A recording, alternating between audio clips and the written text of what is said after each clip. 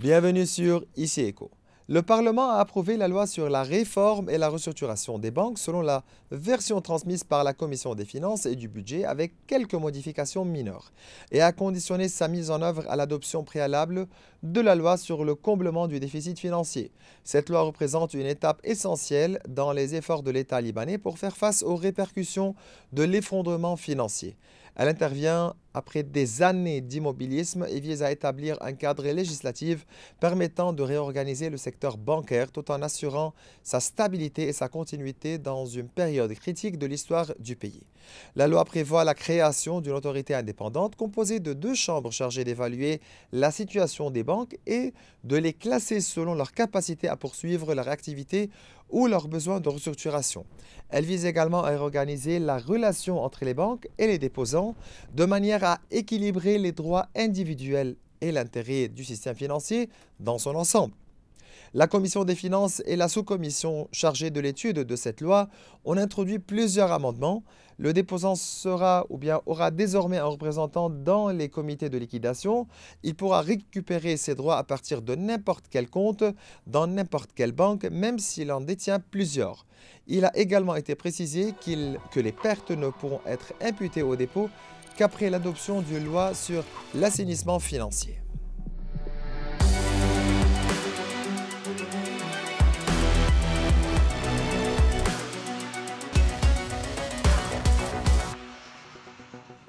Durant cet épisode, nous explorons les détails de cette réforme bancaire et la nécessité de l'adoption d'une loi sur la GAP financière qui permettra de définir les responsabilités, les pertes, les engagements et les dettes avec le professeur Fouad Zmekhoul qui est doyen de la faculté de gestion à l'Université Saint-Joseph et le président de MIDEL, le mouvement international des chefs d'entreprise libanais. C'est toujours un plaisir de vous recevoir, professeur Zmekhoul. Comment allez-vous, Maurice? Très C'est toujours bien. un plaisir de vous avoir et je salue toutes les personnes qui suivent ici Beyrouth. Bien voilà, nous allons commencer avec la restructuration bancaire, les enjeux et les perspectives.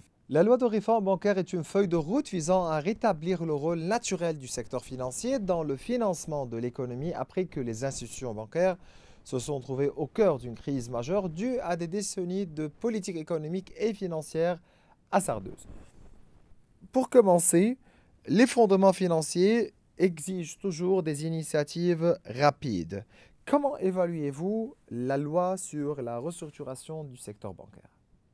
Tout d'abord, Maurice a dit restructuration rapide, qui a parlé du secteur financier. Encore une fois, quels que soient les avis de certains et d'autres sur le secteur financier, il y a un point qui est crucial, que sans secteur bancaire, sans secteur financier, il est impossible de rebooster une économie, de revoir une croissance, de revoir de l'investissement. Vous allez me dire, évidemment, secteur financier, c'est relié à la confiance. Et évidemment, il faudra des années, des décennies pour rebâtir la confiance. Et ça, c'est le rôle de chaque personne, chaque institution. Mais on doit commencer par ce point, que sans secteur bancaire, sans secteur financier, ça sera impossible de revoir une croissance au Liban.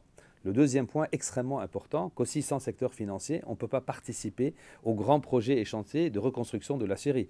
On sait bien qu'on est en compétition avec la Jordanie, avec la Turquie, avec d'autres pays qui ont des secteurs financiers solides, qui sont déjà prêts à ce grand chantier, mis à part les problèmes politiques qu'on pourrait avoir, mais uniquement du côté économique, nous ne sommes pas prêts à participer parce que nous sommes encore listés sur la liste grise, nous n'avons pas de secteur bancaire, les transferts sont difficiles, donc déjà ça va être un problème. Donc aujourd'hui, je pense que nous sommes à une croisée de chemin, ou bien nous allons sur cette gap law qui va ensuite donner suite à la restructuration bancaire, parce qu'il faut bien diviser que le gap law, c'est une loi, c'est la première partie, et par la suite qui va donner suite à la restructuration du secteur bancaire. Donc ça, il faut bien diviser ces deux points. C'est ça.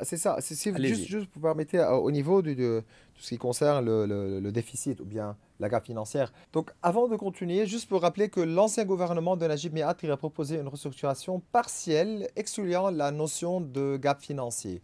Or, la résolution de la crise de confiance vis-à-vis des banques passe inévitablement par une répartition équitable des responsabilités entre l'État, la Banque du Liban et les banques elles-mêmes.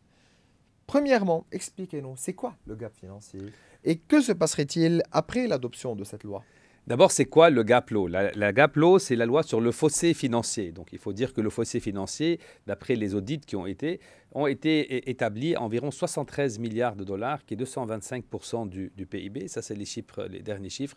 Et finalement, qu'est-ce qu'elle dit, cette gap-là? La première chose, elle rétablit les responsabilités des acteurs financiers, c'est l'État, les banques, les déposants, c'est-à-dire rétablit, elle dit c'est quoi les pourcentages.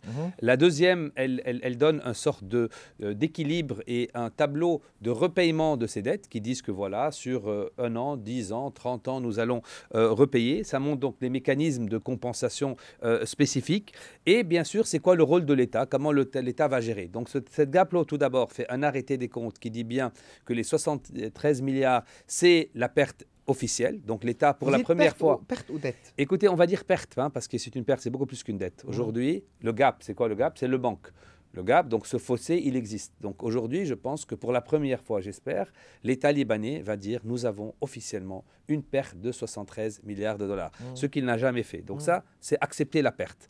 D'abord, quand on accepte la perte, ensuite... Mais on a les moyens de rembourser... Alors, j'arrive sur le point. Comment on perte. rembourse? Une fois qu'ils établissent la perte, ils disent voilà, les 73 milliards, d'abord l'État doit poursuivre, dire voilà, nous sommes responsables de cette perte d'1%, de 10, de 20, de 30, de 50, bien que je pense qu'ils sont bien plus que 50. Mais ils vont établir, dire voilà, l'État est responsable de X% et il va rembourser son pourcentage de perte sur cette période et en paiement d'Y. Donc on va dire, peut-être l'État va dire très bien, nous on est responsable d'un tiers, je donne un exemple, et nous, ce tiers-là, qui est égal par exemple à 25 milliards, on va les payer sur 10 ans de cette façon. C'est un exemple. Ensuite, ils vont établir, dire très bien, le secteur bancaire est responsable de ce pourcentage et on demande... Et la Banque centrale. Et voilà, et la Banque centrale. Donc c'est une répartition d'abord de cette perte, et je dis perte et non dette, parce que c'est une perte, et une acceptation du point. Bon, alors, et c'est pour ça c'est très politique, parce qu'aujourd'hui, ça va être bien sûr accompagné d'un vrai haircut. Le haircut qu'on a vécu dans les 6 dernières années était un haircut caché, c'est-à-dire un haircut où on est obligé d'aller vendre un chèque bancaire avec une perte de 80%, 90%. Aujourd'hui, s'ils vont sur un haircut officiel, comme ça a été proposé par des acteurs financiers mondiaux, ils vont dire, bon, très bien, le dépôt bancaire, par exemple, ne vaut plus que la moitié, le tiers, etc. Et ce qui reste va être payé de cette façon. Donc aujourd'hui, c'est un passage obligatoire pour passer ensuite à la restructuration bancaire. C'est impossible de parler de restructuration bancaire tout en gardant des bilans de cette sorte. Pourquoi? Et j'explique aux téléspectateurs. Parce que expliquez-moi, s'il vous plaît, la corrélation qui existe entre la loi sur la réforme du secteur bancaire et le problème de gap financier. Mais voilà, alors le gap financier, on est d'accord que... Voilà, mais on va expliquer encore une fois de façon très simple. Le gap financier aujourd'hui, c'est cette perte, ce manque que l'État doit payer de 73 milliards, qui est de 225% du PIB. Bon, aujourd'hui, pourquoi ça vient avant la restructuration bancaire? Parce que si on regarde aujourd'hui les bilans des banques et les bilans de la Banque centrale, dans le bilan des banques, aujourd'hui, dans leur bilan, dans ce qui est leur compte, dans ce qui est les assets, ils ont encore évidemment ce qu'ils possèdent et ce qu'ils ont comme liabilité, donc ce qu'ils ont comme dette, c'est les dépôts bancaires qui sont environ dans les 70 milliards. Bon, ça, c'est sur les bilans bancaires, donc ils sont en dette. Si on regarde le bilan de la Banque centrale, donc le bilan de la Banque centrale a ce qu'elle a, une partie de Middle du Casino d'Iba et autres, mais sa dette, c'est aussi les dépôts bancaires, les dépôts que les banques ont mis chez elles. Les dépôts des banques qui ne sont que les dépôts des déposants. Voilà, donc aujourd'hui, pour essayer de rétablir cet équilibre, la Banque centrale, les banques libanaises ne peuvent faire ça que d'après ce gap-là qui va dire, bon, ces 73 milliards, on en fait quoi? Donc, c'est la définition. Écoutez, ce n'est pas une définition. Honnêtement, c'est aujourd'hui une redistribution très claire. Les bilans aujourd'hui, les bilans personnels ne valent rien parce que si je dis j'ai un compte en banque et dans mon bilan j'ai X, je sais que ce X n'est pas correct, même si j'ai envie qu'il soit, ce n'est pas correct.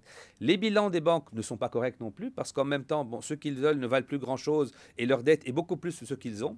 Les bilans de la Banque centrale aussi ne sont pas clairs parce que bon, on sait ce qu'a la Banque centrale, mais la dette, c'est la dette que les banques ont chez eux, donc du déposant. Donc aujourd'hui, pour rétablir tout cet équilibre, ce gap-là, il faut le définir. On dit qu'on accepte ces 73 milliards. Officiellement, pour la première fois, l'État libanais doit dire ces 73 milliards, quelle est sa responsabilité directe et combien il va lui-même repayer. Et comment et sur quelle période. Évidemment, ça va être suivi par la restructuration bancaire parce que bien sûr, les banques vont participer et vont dire voilà, ça c'est notre pourcentage, notre responsabilité et comment on va payer. Et il reste le pourcentage du déposant parce qu'on doit l'avoir. Et là, c'est le grand problème parce que c'est des décisions non populaires. Et c'est là qu'on parlera du haircut officiel. Parce que jusqu'à maintenant, le haircut n'est pas officiel. Oui, mais est-ce qu'on est prêt à voter ce genre de loi avant quelques mois des Alors ça, c'est élections? la grande question. Aujourd'hui, c'est ça finalement D'ici le grand 11 poids. mois ou Alors, bien 10 mois, on s'attend aux est-ce que le élections. Parlement va prendre ce grand risque? Je dirais quelque part Parler de non. haircut. Je dirais quelque part non, parce qu'on a vu le Parlement, comment il a repoussé les échéances durant les dernières 6 années, comment cette boule de feu, j'appelle ça une boule de Mm. feu, chaque institution la jette du Parlement au Conseil des ministres, au comité, aux banques. Donc c'est une boule de feu qu'on jette, mais qui va exploser un jour. Mm.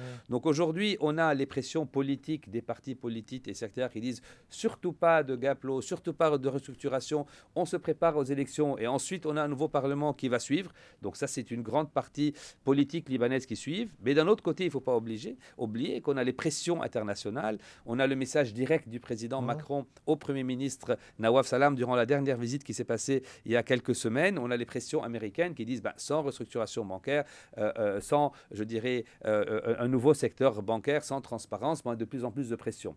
Donc, si on met aujourd'hui la grande division, pression politique évidemment, parce que décision impopulaire, Maurice, il faut dire, quelles que Oui. soient les décisions, elles seront attaquées impopulaires. Mais quels sont les Quelles que scénarios soient les possibles? décisions, elles ne seront pas bonnes. Mais quels sont les scénarios possibles? Regardez, si vous prenez vraiment mon avis personnel, je dirais technique, moi je pense qu'il vaut mieux avoir une loi aujourd'hui qu'une loi dans 1 an et demi. C'est inadmissible de pousser encore plus aux déposants sur l'économie. Pourquoi je dis 1 an et demi? Parce que si je dis les élections, si elles ont lieu, entre guillemets, de ceux qu'on écoute, c'est pas avant 1 an. Bon, après élection d'un Parlement, il faut aussi il faut un ministère, il faut attendre. Ouais. Donc je me mets une période d'1 an et demi d'aujourd'hui. Donc je Encore préfère perdre encore un an et demi, avoir une loi moyenne aujourd'hui qu'une loi mauvaise dans 1 an et demi. Juste pour dire qu'il est impossible de mettre en œuvre une réforme bancaire sans avoir préalablement défini un cadre financier global pour la crise, ce qui souligne une nouvelle fois la nécessité d'adopter une loi sur la gap financière. Sans cette loi, les banques risquent de supporter de manière déséquilibrée le poids des pertes,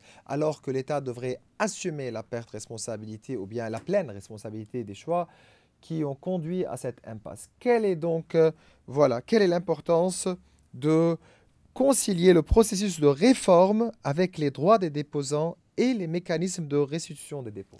Ça fait partie de cette loi, Maurice. La restitution des dépôts et la division des pertes et des pourcentages de responsabilité, c'est exactement cette loi sur le fossé financier. C'est exactement ce qui est en train d'être discuté au Parlement. Et honnêtement, alors on n'a plus de draft law parce que ce qu'on a comme loi, ça change du jour au lendemain. Donc il y a plusieurs projets. Pas plus loin qu'hier soir, j'étais avec quelques parlementaires. Ils m'ont dit, écoutez, c'est ce qui est en train d'être discuté aujourd'hui, mais demain matin, ça va changer. Donc il y a des changements, il y a des pressions. Mais je dis très honnêtement, si cette loi va passer, c'est parce qu'il y a des pressions internationales, parce qu'ils veulent tourner cette page et ils veulent arriver aux restructurations bancaires. Et je réinsiste, il n'y aura pas de restructuration bancaire avant d'avoir cette loi sur le fossé financier connue sur le GAPLO. Et finalement, il faut qu'il y ait un début. Et j'espère de tout cœur que ce soit maintenant et non après. Mais encore une fois, je réinsiste qu'il y a des pressions politiques énormes et des grands partis qui ne veulent pas avoir la responsabilité de sortir cette loi en fin de mandat. Des tentatives seraient en cours pour annuler certains articles essentiels de cette loi, notamment ceux conditionnant son exécution à l'adoption de la loi sur la gap financière. Oui, évidemment, je vais te dire. Quels sont les risques d'une telle démarche? Écoutez, les risques sont très grands parce qu'encore une fois, je dis que la politique libanaise aujourd'hui, avec tout le vent d'optimisme que nous avons et le positivisme, est toujours la même. Donc, on a les mêmes acteurs qui sont là. Donc, évidemment qu'il y a énormément de pression pour changer ou avoir une loi qui s'appelle le GAPLO et sans rien dedans, comme on a vu sur la restructuration ou sur le blanchiment d'argent ou de combattre le terrorisme. Donc, aujourd'hui, on va faire très attention qu'on a des politiciens chevronnés au Liban qui peuvent vous avoir une loi qui s'appelle GAPLO, mais qui n'a rien d'une GAPLO. Donc, ces 4 points que j'ai dit, distribution des pertes, distribution des responsabilités et paiement aux déposants, qui sont les 3 points, on ne les trouve pas. Donc, on pourrait avoir le titre qui s'appelle GAPLO, mais rien d'une GAPLO. Donc, les risques, oui, sont grands. Et ça, je pense qu'on les verra les prochains jours. En tout cas, le gouverneur de la Banque centrale fait de son mieux parce qu'il a tout intérêt à avoir une GAPLO aujourd'hui avant demain. La Banque centrale a tout intérêt de, je dirais, je ne vais pas dire redorer son blason, mais de revoir quand même des bilans de banques centrales qui sont corrects, donc avoir des bilans qui sont tout à fait justes, autant que les banques qui veulent se restructurer, ont besoin d'une GAPLO pour aller sur une restructuration et prêt à réinvestir et recapitaliser. Aucune banque ne pourra recapitaliser sans vraiment connaître ses vraies pertes, parce que jusqu'à aujourd'hui, on ne connaît pas ses vraies pertes, ni l'État connaît ses vraies pertes, il ne les a jamais acceptées. La Banque centrale connaît certaines pertes, mais elle est en train aussi de revoir ses comptes pour savoir aussi que finalement ces dépôts, quels sont les dépôts légitimes, quels qu'ils ne sont pas, qu'est-ce qui sont des intérêts, qu'est-ce qui ne sont pas des intérêts. Donc la Banque centrale fait un travail de titan pour aujourd'hui en même temps disséquer les vrais dépôts. Et les banques qui veulent se restructurer sont prêtes, mais ne peuvent pas le faire sans une loi très claire qui commence par la GAPLO qu'on a disséquée et par la suite par une restructuration bancaire qui viendra par la suite. Et celle-ci peut-être après les élections, mais le point de départ est uniquement le GAPLO qui, pour la première fois, je redis et je réinsiste, va dire à l'État, ou l'État va lui-même accepter sa perte, va dire très bien, voilà ma perte et voilà comment je paye et voilà ma responsabilité, et en même temps mettre d'autres responsabilités qui sont bien sûr une partie sur les banques et malheureusement, je le dis malheureusement, peut-être même une partie sur le déposant. Ce n'est pas un avis, mais bien sûr que le déposant va vouloir participer et certains déposants sont prêts à participer, mais ils veulent savoir comment avoir sur leur argent et quand. Et que la période, c'est ça. La période. Le processus de réforme repose sur une évaluation rigoureuse par la Commission de contrôle des banques et des experts indépendants selon les standards internationaux. Ces décisions seront communiquées de manière officielle et publiées quand nécessaire. Comment évaluez-vous ce mécanisme de classification des banques ? Regardez, on ne va pas évaluer. Le mécanisme, il existe comme ça. On sait très bien qu'il suit plusieurs lois. Aujourd'hui, bon, on doit d'abord quand même saluer que nous avons eu des vice-gouverneurs. On doit saluer qu'on a eu une nouvelle commission de supervision bancaire. C'est-à-dire qu'on revient quand même à travers les institutions. Je ne vais pas critiquer directement le mécanisme. Bon, il a ses problèmes. S'il était bon, je ne pense pas qu'on serait arrivé là. Mais il faut l'utiliser aussi, ce mécanisme. Il faut qu'un mécanisme soit applicable. Vous savez, Maurice, au Liban, on veut tous changer les lois. Mais déjà, les lois qui existent, on les applique mal ou on ne les applique pas du tout. Donc honnêtement, si vous prenez mon avis, moi je pense qu'on a ces mécanismes. Il faut d'abord les mettre en implémentation de façon correcte, donc que chacun joue son rôle, donc la commission de contrôle puisse suivre et fasse un travail de titan. Et en tout cas, on doit célébrer le mieux à Mazen Soued qui vient de prendre ce point. Donc encore une fois, on souhaite le meilleur aux gouverneurs et aux vice-gouverneurs. Donc on a encore une fois un nouveau conseil d'administration qui vient avec de très bonnes intentions. Mais encore une fois, on va faire attention. Entre intention et implémentation, il y a un fossé. Entre bonnes intentions et décisions très rapides, on fait attention. Jusqu'à maintenant, au Liban, on a eu des optimismes, des vents d'optimisme, mais quand on vient sur l'application, malheureusement, on n'est pas au rendez-vous. Donc, le mécanisme a ces problèmes, on pourra les résoudre petit à petit, mais déjà mettons le mécanisme en marche qui existe et qu'on suive les lois de la bonne façon. Si on applique uniquement les lois qui existent, Maurice, on serait beaucoup mieux que nous sommes. Et par la suite, finalement, un Parlement est fait pour revoir les lois en tant qu'instance économique, en tant que chef d'entreprise, en tant que Goya, notre participation doit être pour aider à l'amélioration. Mais avant d'améliorer, éteignons le feu. On a un feu qui se passe, donc on est là avec les incendiaires pour éteindre le feu et ensuite on va replanter de façon meilleure. Nous allons passer à un autre dossier, l'approche adoptée par le gouverneur de la Banque du Liban, Karim Essaïd, au niveau de certains dossiers. En ce qui concerne la préservation de l'indépendance de la Banque centrale. Pourquoi il faut insister sur cette indépendance et protéger l'indépendance de la Banque centrale? Bon, regardez, le nouveau gouverneur Karim Essaïd, il vient quand même après le plus grand crash qu'a connu, en tout cas, une banque centrale ou le pays. Donc il vient, évidemment, je ne vais pas dire redorer le blason, mais redonner confiance qu'on a une banque centrale qui doit être complètement indépendante des tensions politiques, une banque centrale qui doit réguler parce que c'est un régulateur. Mais en même temps, il ne faut pas oublier que de notre côté, je reviens sur la politique, on a des politiques aujourd'hui qui ont toujours fait pression sur la Banque centrale et on ne doit pas oublier que quel que soit ce qu'a fait la Banque centrale avant, il ne faut pas la dissocier de la politique. Il ne faut pas la dissocier. Et je rappelle toujours qu'il y a eu des grandes erreurs de la Banque centrale, mais il ne faut pas oublier que tous les gouvernements qui sont succédés au Liban avaient des responsables dans la Banque centrale, avaient des audits qui suivaient, avaient des ministres de tutelle, de ministres et autres. Donc aujourd'hui, côté Banque centrale, gouverneur, c'est très normal qu'il veut préserver la Banque centrale, redorer son blason et maintenir son indépendance. Côté politique, côté populaire, c'est aussi normal que les politiciens disent « Ah oui, mais la Banque centrale, c'est elle qui a dilapidé les fonds, c'est elle qui est sortie, donc on va complètement lui enlever son indépendance et on va mettre des commissions de règles. » Donc aujourd'hui, c'est un jeu plus ou moins politique. Alors que si on suit la structure, je rappelle et je insiste que ceux qui ont dépensé les fonds, c'est la politique. Ceux qui ont dépensé les fonds, c'est l'État libanais. Vous allez me dire, oui, mais la Banque centrale leur a prêté. C'est vrai. L'ancien vice-gouverneur qui a été gouverneur Mansouri avait arrêté de prêter. Le nouveau gouverneur suit sur ce point. Donc déjà, on a commencé sur une nouvelle structure. Bon, les banques libanaises n'ont pas grand-chose à prêter, donc je pense que c'est fini. Mais c'est beaucoup plus un jeu politique qu'économique. Donc le gouverneur veut maintenir son indépendance et il a raison, comme toutes les banques centrales du monde. Les politiques veulent rejeter leurs responsabilités sur la banque centrale et casser une partie de ses ailes et de son indépendance. Donc c'est un jeu politique bien connu et aussi des jeux de popularité. Donc encore une fois, ceux qui sortent sur les télévisions et sur les micros qui veulent combattre la corruption, quand on creuse, c'est les plus grands corrompus. Ceux qui sortent sur les micros qui veulent rendre tous les dépôts et les dépôts sont bénis et autres, ben, si on creuse un peu, c'est eux qui ont fait sortir leurs dépôts et qui ont dilapidé les fonds. Donc ceux qui veulent parler d'interdépendance de la Banque centrale et autres, ben, c'est eux qui étaient les plus directement concernés. Mon problème n'est pas de donner les noms, ben, je suis économiste et non investigateur, mais aujourd'hui c'est un jeu beaucoup plus politique qu'économique réel. Vous êtes convaincu que même on ne peut pas dissocier l'histoire du désarmement du Hezbollah de tout ce qui se passe aujourd'hui au Liban. Et est-ce que le Liban risque-t-il encore une fois des sanctions liées à ses activités armées et peut-être son inscription sur la liste noire? Maurice, tu sais, je vais te dire quelque chose qui fait peut-être mal au cœur, mais je te dis de tout cœur, en toute transparence. Peut-être parce que c'est avec toi, peut-être avec SI Beyrouth, mais je me sens toujours bien. Vous savez, le Liban, malheureusement, a longtemps été sous diverses tutelles. On ne va pas revenir sur les Turcs, ni les Ottomans, ni les Syriens, ni autres, jusqu'à la tutelle même iranienne et autres, donc sans parler de politique. Aujourd'hui, le Liban est sur une nouvelle tutelle. Il est sous une tutelle économique, financière, européenne, américaine. En tout cas, nous l'avons vu après la visite du Premier ministre Nawaf Salam en France et la réponse directe du président Macron qu'il n'y aura pas de conférence de reconstruction, il n'y aura pas de financement sans les réformes réelles qu'ils ont demandées côté financier.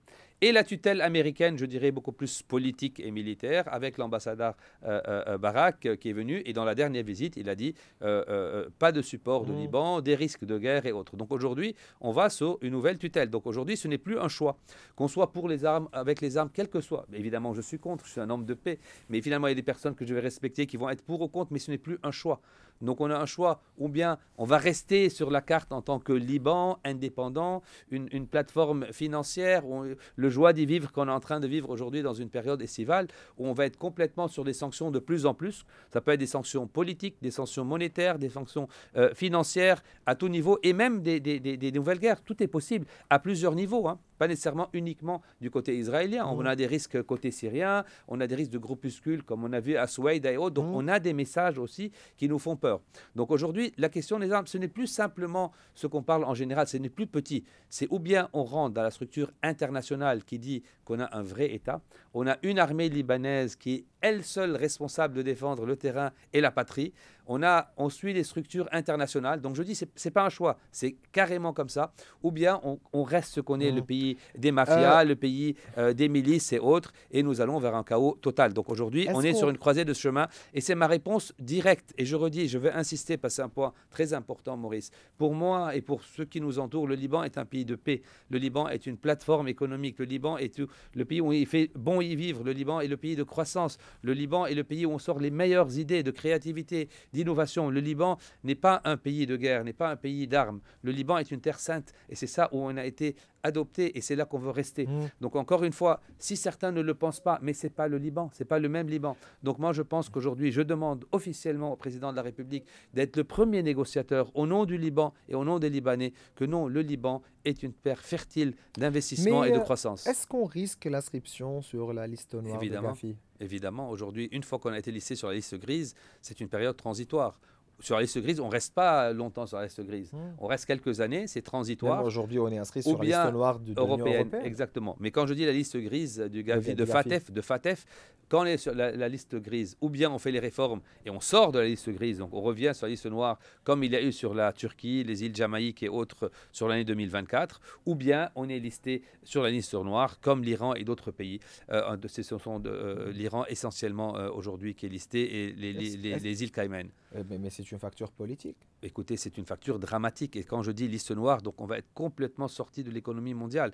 Et d'ici 2026, le gouvernement libanais, ce gouvernement actuel et le prochain gouvernement aura des comptes à rendre. Donc évidemment que le risque est grand. On ne va pas faire peur au monde. J'espère qu'aujourd'hui, il y a une volonté, en tout cas, de sortir de cette liste. Les ministres concernés font de leur mieux. Mais oui, le risque est là et l'épée de Damoclès, elle est au-dessus de notre tête et de notre cou. En ce qui concerne cette période estivale, est-ce un indice d'investissement, de croissance, Vous dites quoi? Regarde, tout d'abord, on est très heureux parce que c'est un rêve d'avoir cette saison. On était en pleine guerre, etc. On avait dit qu'une fois de plus qu'on a été poignardé dans le dos et notre saison n'aura pas lieu.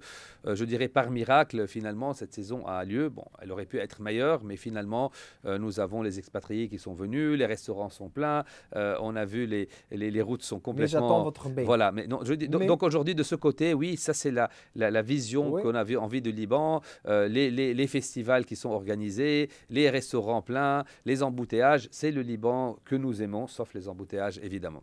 Mais finalement, est-ce que ça, c'est je dirais, le haut du iceberg que nous voyons et pas le fond. Aujourd'hui, oui, nous avons des restaurants pleins, mais nous n'avons pas d'investissement touristique.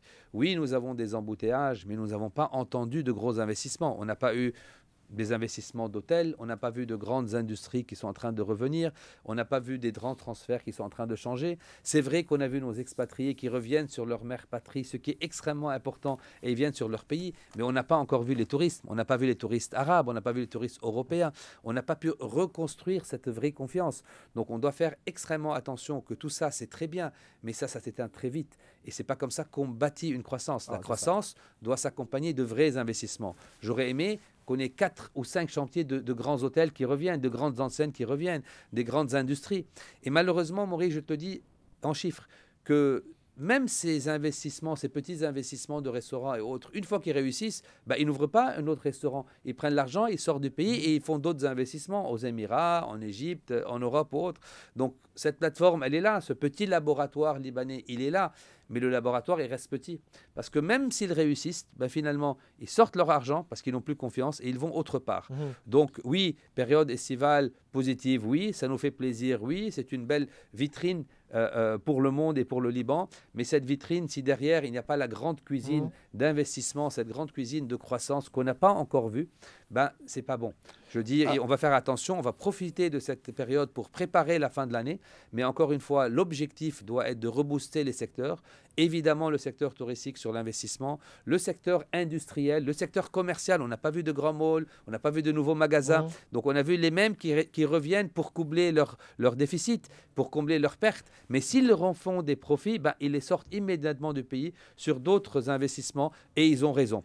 Donc, aujourd'hui, la période est bonne, mais encore une fois, il manque une vision. Il me reste 1 minute. Quels sont les scénarios possibles pour les mois prochains? Regardez, les scénarios sont gris. Les scénarios sont gris, comme la nordiste grise. On va dire on est positif sur la période estivale, mais les messages américains, européens et autres sont assez négatifs. Et ce qui se passe sur la frontière syrienne est très grave. Aujourd'hui, tous les jours, nous avons des survols des avions israéliens, etc. Donc le risque de problème est là, que ce soit à la frontière israélienne et je dirais même sur la frontière syrienne. Donc aujourd'hui, les risques sont là, mais en même temps, les possibilités aussi de réforme sont aussi là. Le dernier message de l'ambassadeur Barak n'est pas positif, en tout cas ni économiquement ni militairement. Le dernier message du président français ne sont pas positifs. J'espère que le président de la République, j'espère que les ministres vont prendre leurs responsabilités et seront les seuls à négocier ouvertement pour prendre une position. Et je redis, ce qu'on nous demande est très simple, c'est ce que nous on demande, avoir un État fort et solide, une armée seule libanaise qui défend le pays, les frontières et l'économie, quelle qu'elle soit. Nous la supportons et c'est son anniversaire. Enfin, en tout cas, on doit vraiment leur dire et remercier en tout cas toutes les forces armées de tout ce qu'ils font. Il faut dire qu'on a eu aussi dernièrement des blessés et des morts sur les frontières avec des altercations, avec des groupuscules syriens. Donc on doit aussi rappeler que c'est cet uniforme le seul qui nous protège et qu'on supporte de tout cœur. Bien voilà, Fouad Zmekhoul, vous êtes doyen de la faculté de gestion à l'Université Saint-Joseph et le président du mouvement international des chefs d'entreprise libanais Midel. Je vous remercie. Je vous remercie aussi. Bien voilà, mes chers téléspectateurs, nous arrivons à la fin de cette émission. Vous pouvez revoir tous nos épisodes sur les réseaux sociaux. Au revoir.